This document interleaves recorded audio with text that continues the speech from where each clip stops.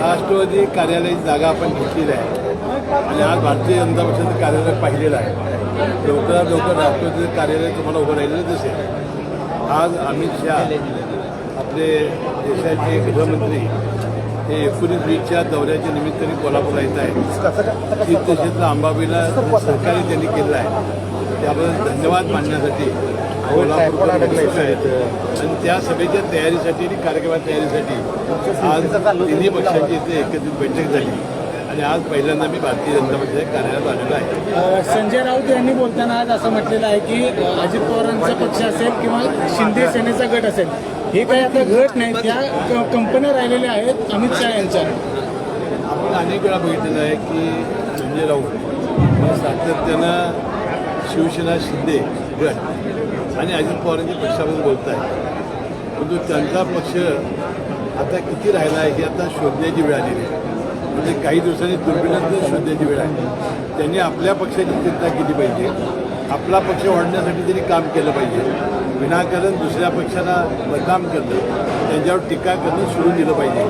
शेवटी लोकशाहीमध्ये आपले आमदार किती आहेत, खासदार किती आहेत, नगरपालिका महानगरपालिका किती आहेत, यावर हे पॅरामीटरवर लोकशाहीमध्ये पक्षाचं स्थान ठरत असतं.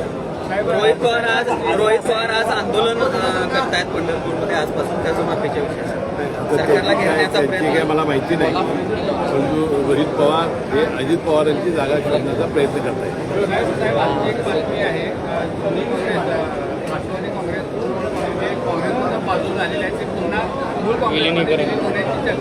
आता हे 2 दिवस झाले सोनिया गांधींनी ममता बॅनर्जींना काँग्रेसमध्ये विलीन होण्याचा सल्ला दिला आहे. ते उपाध्यक्ष राष्ट्रीय अध्यक्ष त्यांना करणार अशी बातमी आम्ही वाटते आणि आमचे पवारसाहेबांचा पक्ष हाही काँग्रेसमध्ये विलीन करण्याबद्दल ही बातमी आम्ही वाचलेली आहे आणि मला वाटतं सुप्रियाताईंनी सुद्धा होकार त्याला दिलेला आहे. काय वाटतं तुम्हाला असतील किंवा काय तुम्हाला सभापतींच्या दाखले जे आहेत जातीचे रद्द झाले, दणका बसला असं म्हणायचं? नाही, हे बघा, गडिंग्लज नगरीचे नगराध्यक्ष महेश तोरबटमण हे बेडा जंगम जातीचे म्हणजे SC हा जातीचे होते.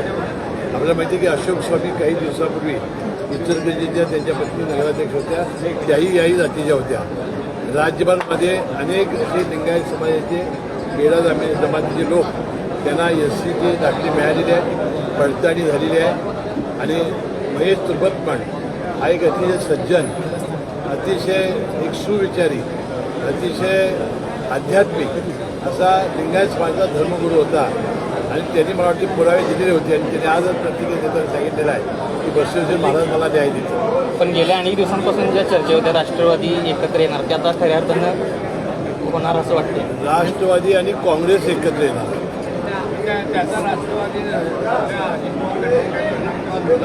आता आम्ही दोन्ही पक्ष वेगवेगळे जाऊत ना. यालाच जोडून एक असा प्रश्न, संजय राऊत असं म्हटले की मातोश्रीचे दरवाजे जे पक्ष सोडून गेलेल्यांसाठी कायम आहेत उघडे.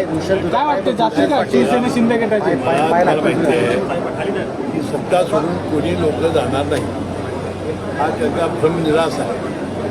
ते कोणत्या स्वप्नात वावरत आहेत कोणाला माहिती आहे.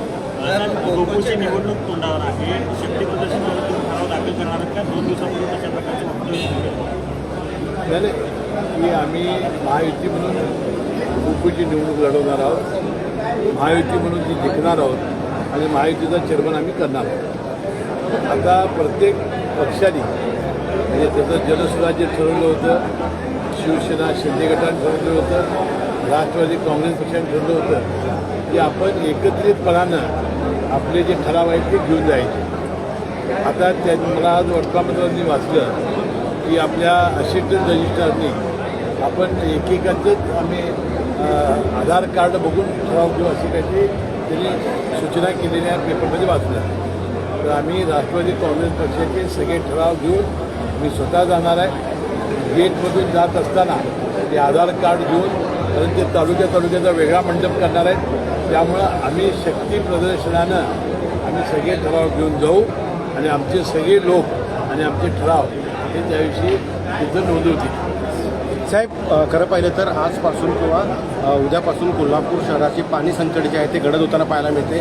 धरणात पाणी नाही आहे, कोल्हापूरला आता पाण्याचे खरं तर संकट पाहायला मिळते. काय सांगाल?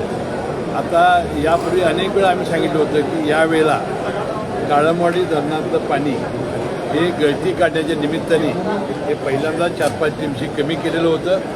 उन्हाळ्यामध्ये फार मोठा त्रास होणार आहे.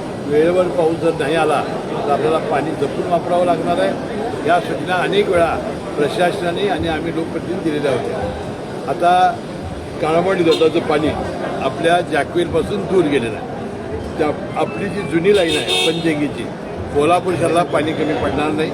पंचगंगेमध्ये भरपूर पाणी आहे, त्यामुळं राधानगरी धरणाचं पाणी पंचगंगेला नदीला येईल आणि कोल्हापूर शहराला अडचण कुठली होणार नाही. ठीक आहे, काळमवाडी धरणाचं पाण्याची कमतरता भासेल. साहेब, उपमुख्यमंत्री सुनेत्रा पवार यांनी सूचना केलेल्या आहेत की पक्षात कोणतेही हस्तक्षेप.